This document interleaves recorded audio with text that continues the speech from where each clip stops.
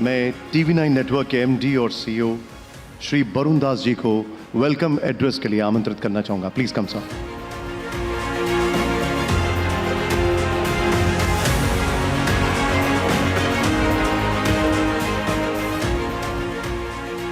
Thank you, Nishant. Thank you, Ramu.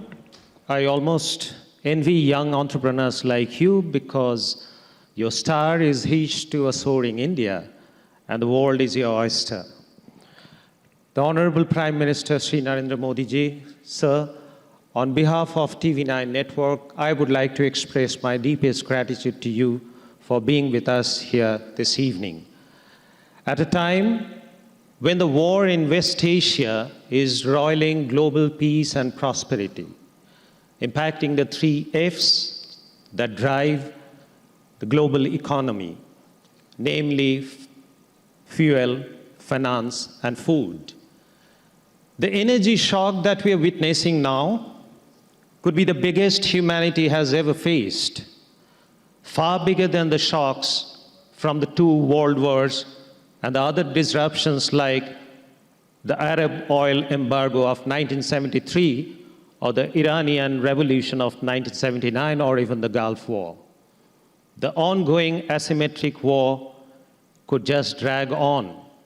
So the question no longer is what the world thinks today. The question is also what India thinks today when the world is uncertain. Modi ji, you've once again reminded the world that diplomacy and dialogue is the only way forward. You have been working relentlessly, engaging with state heads to drive home this message. So we are not just grateful to you for being with us here tonight, but also, as always, for being a source of great inspiration for us.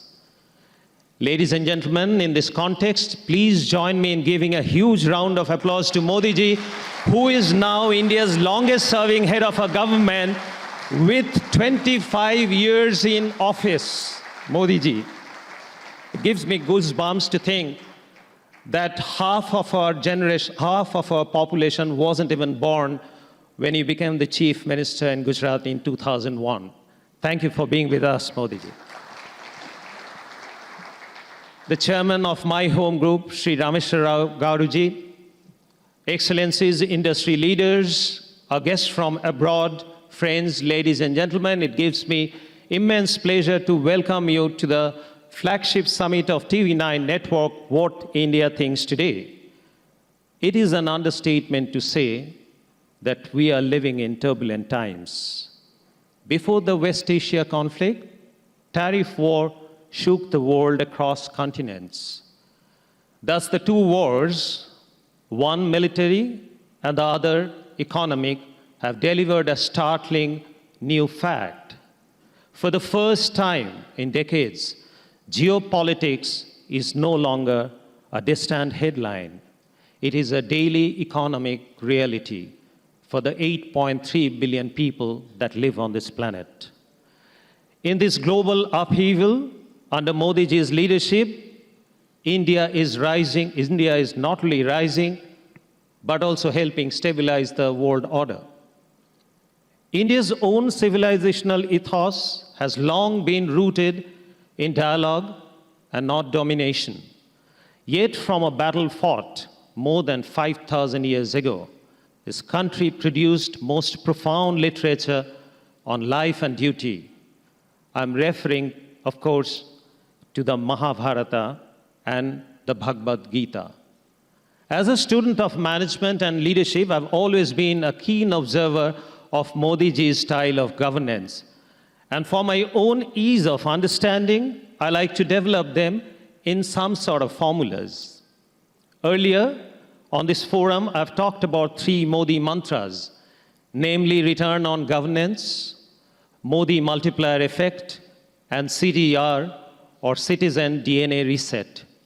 I also spoke about how Modi ji's India First approach has never meant India only. With the world today resembling a Kurukshetra in many ways, I see a new Modi mantra at play in his engagement with the world at large. The new Modi mantra, as I humbly see it, is Sama Buddhi. On the battlefield of Kurukshetra, this Sama Buddhi was the core advice given by Lord Krishna to Arjuna. Sama Buddhi is not about treating everyone equally, but equitably. It is the ability to engage with all sides without losing one's center. When I look at India's insistence on strategic autonomy and multi-alignment as spelled out in the 5 A's of foreign policy, which are Samman, Sangvad, Sahyog, Shanti, and Samriddhi, I see Sama Buddhi in action. In a world where globalization is on the retreat and nativism on the rise, India's ability to stitch trade deals with key partner countries and blocs is a resounding validation of its mature approach. After all, in an age where one missile can disrupt global peace, peace is no longer an ideal, it is an economic necessity. But ladies and gentlemen, let us not forget that this is just the external Kurukshetra that Modi ji is fighting. Within India, the set of challenges is no less of a battle. Broadly to my mind, these challenges are 1, poverty and inclusivity, 2, economic and infrastructure development, 3, sustainability and green energy, and 4, leveraging new age technology, particularly AI. On all these counts, India's transformation over the last 12 years under Modi ji's leadership has been truly remarkable. We have no doubt that India is well on track to achieve its dream of Viksit Bharat by 2047. The evidence of it is visible in every step of the way in various milestones that we are achieving. The task of transforming a country of 1.4 billion people is a daunting one. In my lifetime, there is no other leader who has dared to set BHAGs or big, hairy, audacious goal for a country and executed on them the way Prime Minister Modi has.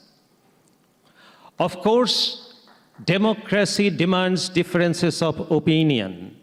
Democracy thrives on debate, but democracy must always remain anchored in national interest. Despite these challenges, ladies and gentlemen, India is in a way at the epicenter of the emerging world order, and hence our summit theme this year is India and the world. Modi ji, if what India thinks today is not only relevant, but also shapes the global narrative, it is because of your vision and leadership.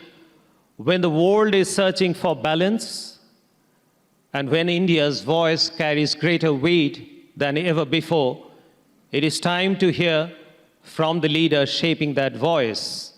With that, I once again thank the Honorable Prime Minister for gracing this summit and look forward to hearing his keynote address. Thank you. Jai Hind.